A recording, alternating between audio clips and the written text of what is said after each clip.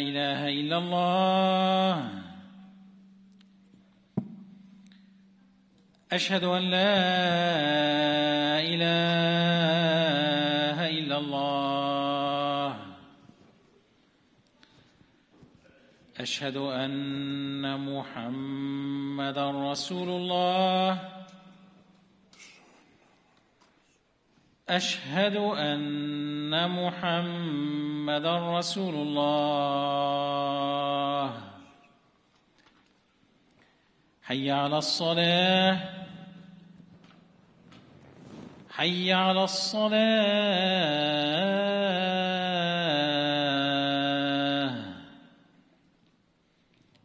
حي على الفلاح حي على الفلاح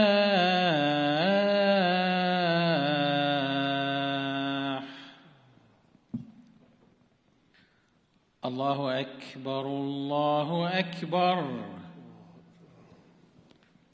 لا إله إلا الله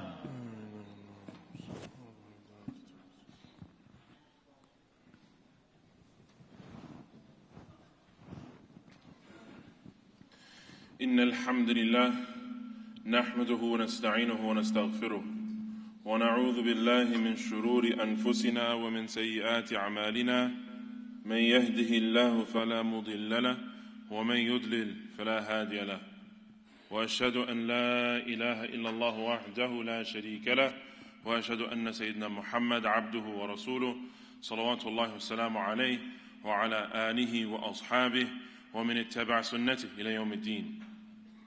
In the name of Allah, the most gracious, the most merciful, we start by praising Him, seeking His aid, and seeking His forgiveness. Anyone whom Allah subhanahu wa ta'ala guides, then none can misguide them, and anyone whom Allah subhanahu wa ta'ala misguides, none can guide them. We send an abundance of peace and salutations upon our beloved Prophet Muhammad sallallahu alaihi wasallam, upon his family and his companions, and all of those who follow in his footsteps into the end of time. Brothers and sisters, for over a month now, we have watched the atrocities that have taken place in Palestine. And something that has been incredibly poignant, pointed and standing out for me is the fact that the Palestinian people are the awliya of Allah subhanahu wa ta'ala. They are the friends and close people to Allah subhanahu wa ta'ala. La khawfun alayhim wa lahum yahzanun. They have no fear and they do not worry or grieve about anything. And in seeing that, it behooves me, I'm required to reflect on myself and our community and the interconnectedness of us all as a community. The Prophet Muhammad ﷺ, he said, مَثَلُ الْمُؤْمِنِ فِي تَوَادُهِهِمْ وَتَوْرَاحُمِهِمْ كَجَسَدِ الْوَاحِدِ. That the believers, in their love and in their mercy, in their affection and their mercy, are like one body. And so it shows us how interconnected we are. But I think that the Palestinian people are not only the awliya of Allah subhanahu wa ta'ala, they're here to teach us. They're here to teach us how we should be Muslim. They're here to teach us how we can have hope and respond to difficulties. And they're here to teach us how to be a community. Something that stands out to me is that the Palestinian brothers and sisters are incredibly interconnected as a community. And this is something for us today to recognize and take heed of, that we have to be, as a community, incredibly interconnected and incredibly supportive of one another. And recognize that the only way for us as a community to build and to grow into the future is if we invest in our communities. If we not just think about what it means to have strength individually, what it means for us as independent people or our nuclear family to succeed in the future, but how is it that we as a community of Muslims in the DMV and in America are going to build so that not just our children, but our grandchildren and their children not only have a masjid to be in or a community to return to, but are stronger than we are today. What is it that we are going to do? And what is the disposition that we're going to have so that our children's children will be proud to say they are Muslims? So that our children's children will have the same iman, the same belief as our brothers and sisters in Gaza. What are we going to do? And there are a couple of things that we must do that are incredibly important. The first is that we have to embody an ethic of love. The only way that we can have a community, the only way that we can be like the community in which the Prophet Muhammad ﷺ is referring to, is if each and every one of us not only loves one another or strives to do so, but we fight against ourselves, our disposition, the things that we don't like about ourselves and about others, but we struggle so that we can love each other as a community, sincerely for the sake of Allah subhanahu wa ta'ala and for nothing else. We have to struggle with the things that I don't want to do so that I can be in love with my brothers and sisters, and that struggle, that sincerity requires that I am humble. I recognize in the face of Allah, to Allah subhanahu wa ta'ala, I am deficient. I have mistakes and I have shortcomings. So just like my brothers and sisters in community who may cut me off in the parking lot, or I pray next to them and they don't have the best body odor, I get the complaints. What are we going to do? Do I think about myself and how that sometimes I rush to a place, the masjid or otherwise, or sometimes maybe I might not have the best body odor? I have to be humble and recognize that I have deficiencies just like everyone else. And if I recognize that I have deficiencies, who am I to look down? Who am I to speak ill about? Who am I to hate and have animosity for my brothers and sisters? How can I do that if I'm trying to have love for my brothers and sisters? How am I doing that if I'm trying to build a community for our children's children to return to? But that love is not sufficient in and of itself. It requires that we work. It requires that we have an ethic of service. That when we're trying to be with each other, that we actually sacrifice our time. We sit with our brothers and sisters. I can't build with you if I don't know you. And I can't trust you if we don't spend time together. It's only through the difficulties of life and sacrificing and rubbing shoulders and together working for something greater than ourselves that we can truly trust and love each other as a community. It requires time. It's not going to happen overnight, and it's going to require some long-term vision to think about what is it that I need to do for tomorrow today? What is it that I'm trying to build toward? And what's the disposition that I need to have today so that I can be that way? It's also going to require camaraderie. That when we're together in a community, that I recognize we're serving one another. It's not about Abdul Malik, and it's not about Muhammad or Khadija. It's about all of us working together for that larger mission.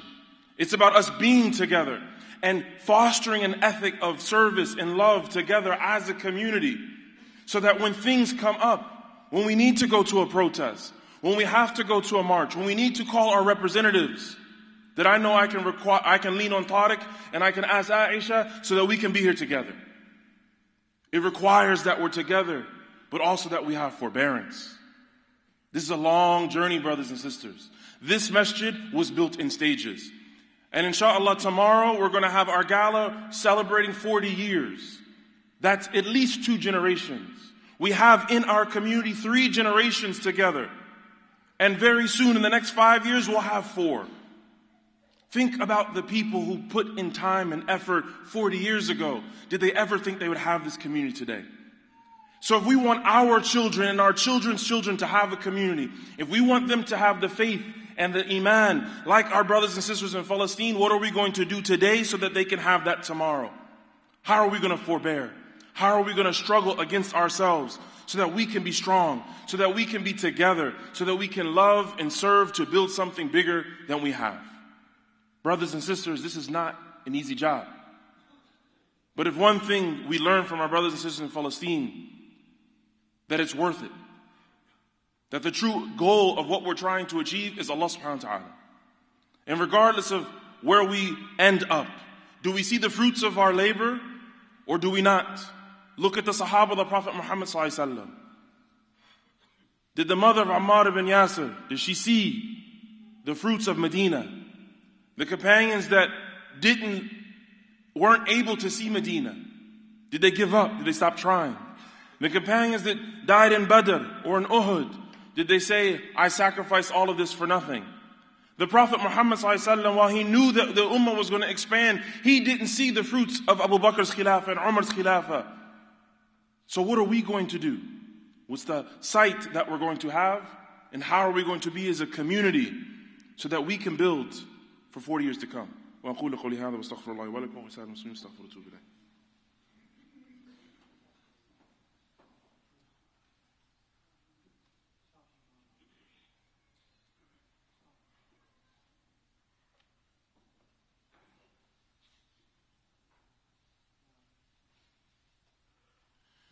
بسم الله الحمد لله وحده والصلاة والسلام على من لا نبي على نبي بعده.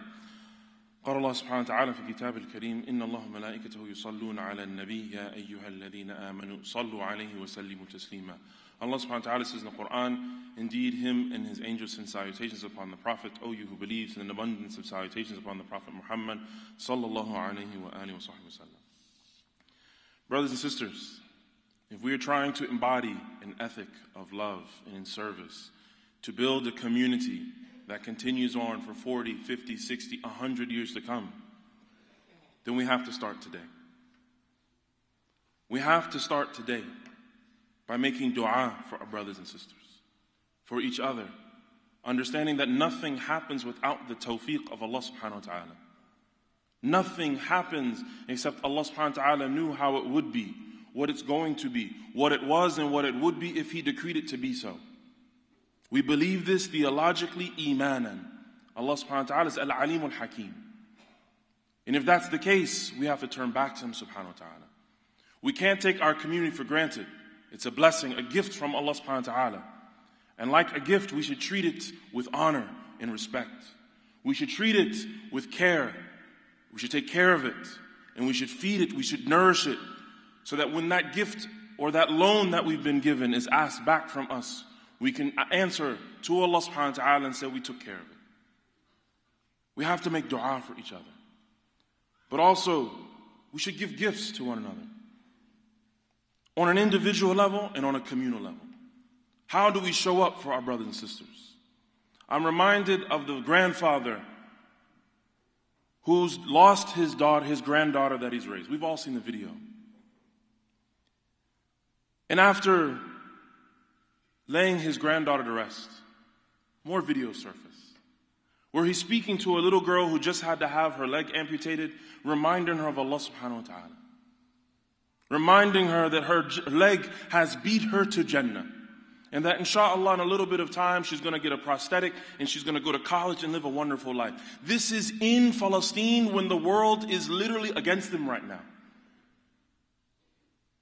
He just his granddaughter that lived in his house that he's raising. He lost his grandson. His daughter is in critical condition. Yet he's on the streets giving to his brothers and sisters.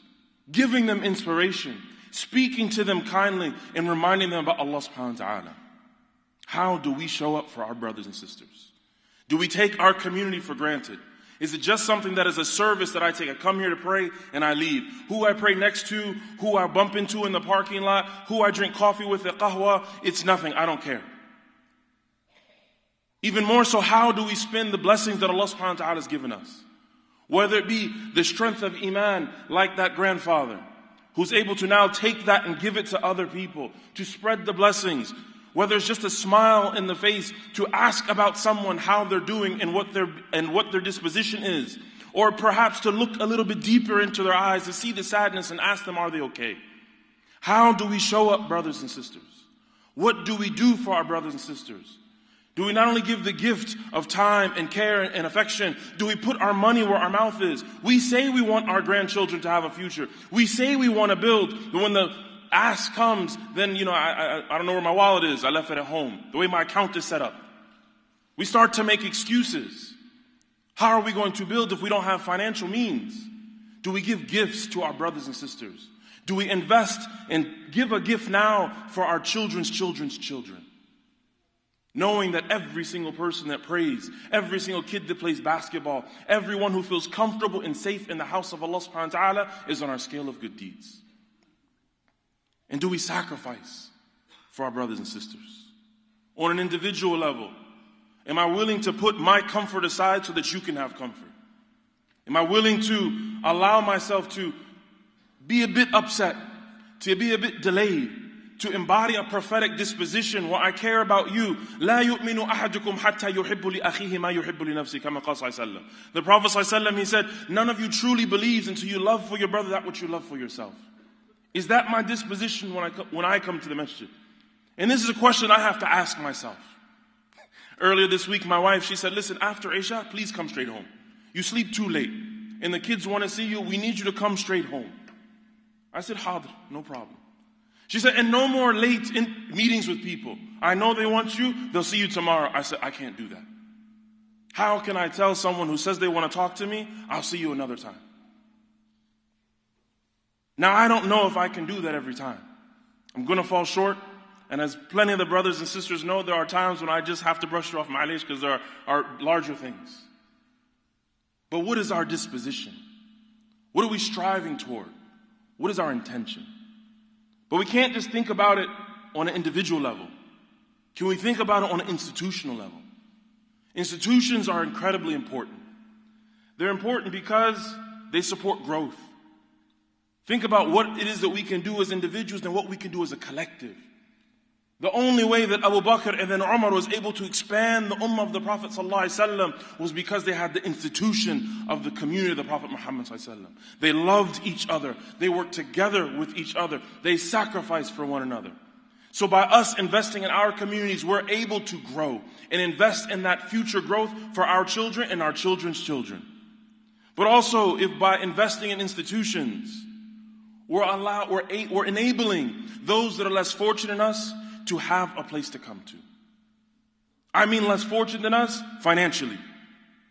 Let's be honest, there are people who are not as gifted, perhaps in this room or otherwise, who wish they could give, who wish they could raise their kids, who could send their kids to Radiant Hearts or whatever it may be. They want this opportunity, but because we don't have the means, we can't do it. Because we don't have the facility, we can't provide it. So if we don't invest in our institutions, what are we going to have in the future? If our brothers and sisters in Gaza didn't invest in that hospital, that little girl was able to get the surgery on her leg, how would they have what they have today? Do we think that our brothers and sisters in Gaza, khalas, will hang it up and say this is it? Or as soon as things stop, they're going to continue to rebuild and rebuild and rebuild? We've seen it for generations since the beginning. So we have to invest because it helps sustain growth in the future. And it helps the less fortunate financially benefit. But also, it helps those that are less fortunate physically. Not everyone lives in our community. Not everyone is in our locale.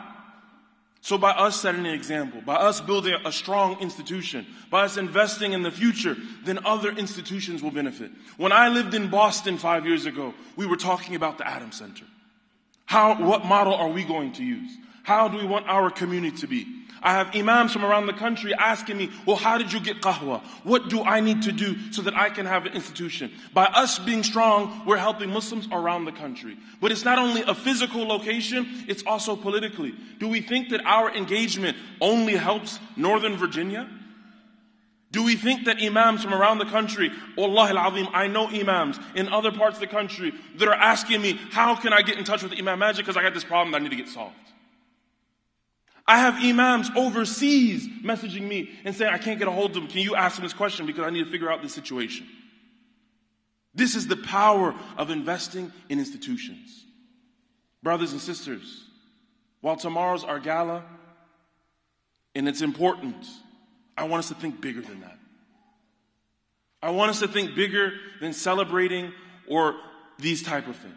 I want us to ask ourselves, how are we going to benefit from our brothers and sisters in Gaza? How are we going to give for the sake of Allah subhanahu wa ta'ala? In our hearts and in our love and in our service, so that the videos that we watch aren't just things that fall in vain. So that when we're watching these things, it's not only dua that we're doing. By us doing the good deeds, it goes on their scale of good deeds. By us doing it, it's a sadaqah jariyah for them. But us doing it, as some of my teachers have mentioned, but the goodness that we do for their sake, they benefit from. So what are we going to do to build a healthy, strong community that stands up for La ilaha illallah Muhammad Rasulullah? What are we going to do to build a healthy community so that our children's children will say, Adam Center is the place that I want to go? We ask Allah subhanahu wa ta'ala to make us a community of love and service. We ask Allah subhanahu wa ta'ala to make us a community like the Prophet Muhammad sallallahu alaihi wasallam said, that is like one body, that loves and that cares and has mercy for each other. We ask Allah subhanahu wa ta'ala to never hold us accountable by the deficiencies and shortcomings that we have. Ya Allah, forgive us for our deficiencies and shortcomings and allow us to grow despite all of the deficiencies that we have. We ask you, Ya Allah, to strengthen us as a community. Allow us to grow in a way that is healthy and pleasing to you, Ya Allah. We ask you, Ya Allah, to make our community a community where everyone feels safe, everyone feels loved, everyone grows in the community together for your sake, Ya Allah, and in the way of your beloved Sallallahu Alaihi Wasallam. And we ask you, Ya Allah, make things easy for our brothers and sisters in Gaza. Remove their difficulties and hardship. Accept every single one of them as shuhada, and allow those that are there to have peace and tranquility in their heart, understanding sincerely and certainly that you are the Lord of the heavens and the earth, and nothing happens without your knowledge. وأقول قولي هذا واستغفر الله ولكم وسائر المسلمين واستغفر واتوب إليه. أقيم الصلاة.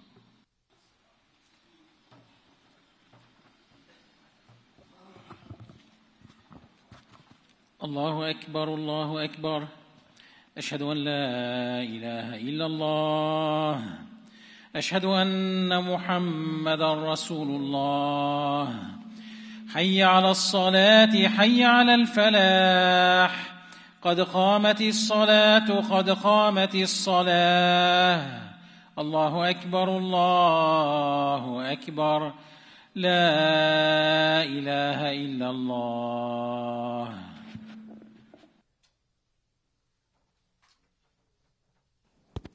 Strain the lines, fill the gaps.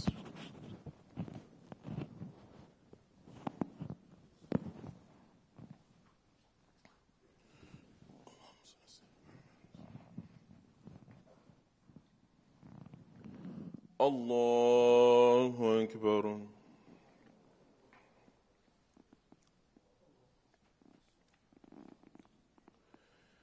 الحمد لله رب العالمين الرحمن الرحيم مالك يوم الدين إياك نعبد وإياك نستعين اهدنا الصراط المستقيم صراط الذين أنعمت عليهم غير المغضوب عليهم ولا الضالين.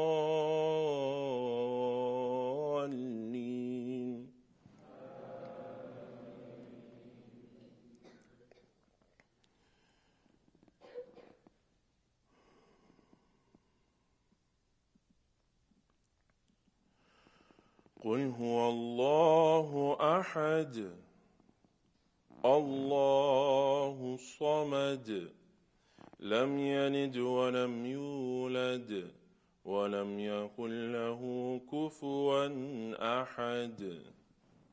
الله أكبر.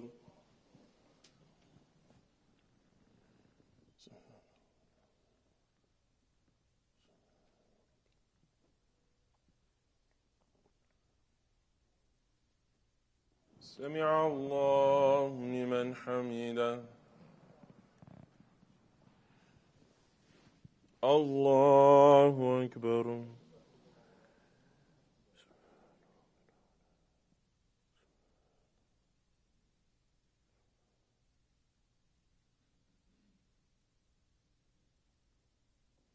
الله أكبر.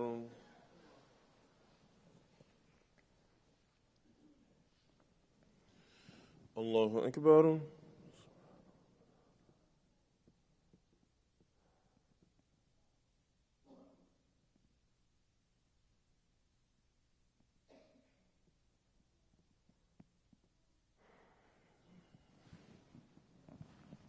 الله أكبر.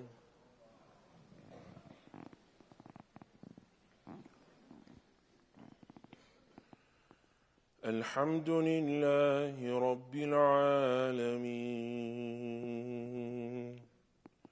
الرحمن الرحيم مالك يوم الدين إياك نعبد وإياك نستعين اهدنا الصراط المستقيم صراط الذين أنعمت عليهم غير المغضوب عليهم ولا الضالين.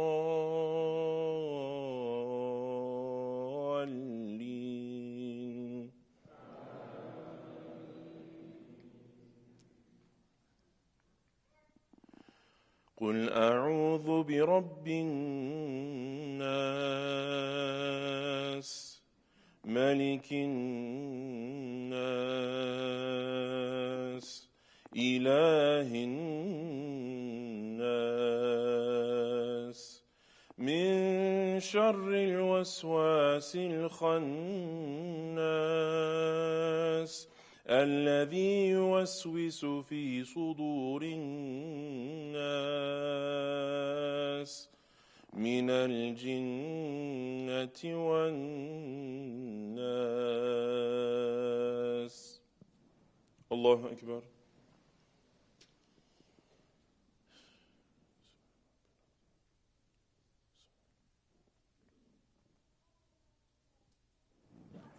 سمع الله لمن حمده. الله أكبر.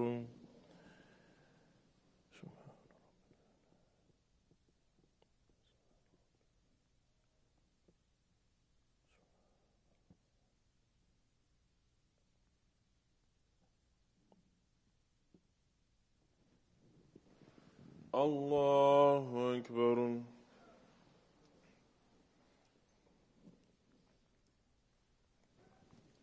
الله أكبر.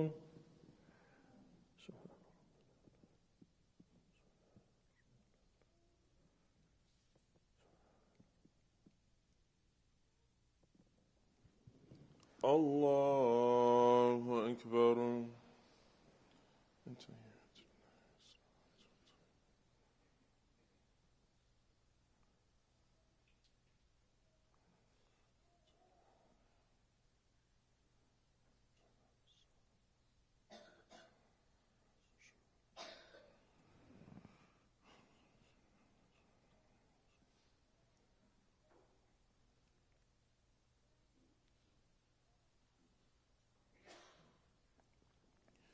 السلام عليكم ورحمة الله. السلام عليكم ورحمة الله. الله أكبر. استغفر الله. استغفر الله. أنت السلام ومنك السلام تبارك يا رب. Assalamu alaikum wa rahmatullahi wa barakatuh. Thank